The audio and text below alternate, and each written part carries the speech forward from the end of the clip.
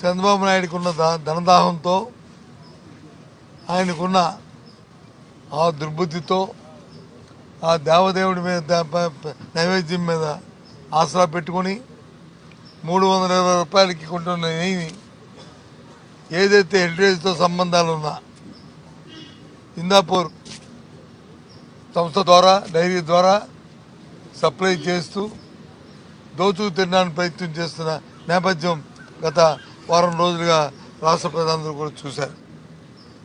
ఈ అంశం మీద చర్చించాలని చెప్పి మేము అడిగాం.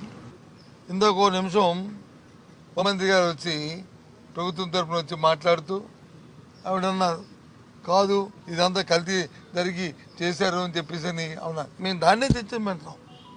వస్తువులు తెలుస్తాయంటున్నాం, సిబిఐ ఏం ఫైండింగ్స్ ఇదో తెలుస్తాయంటున్నాం. చంద్రబాబు నాయుడు గారి హెరిటేజ్ సంస్థ ఏ రకంగా దోచుకు తింటుందో ఈ రాష్ట్రంలో దేవదేవుడి తాలూకా నైవేద్యం రూపాన ఆయన ఎలా నైవేద్యం చేస్తున్నాడో, ఎలా కైంకర్యం చేస్తున్నాడో విషయాలే చర్చించమని కోరుతున్నాం.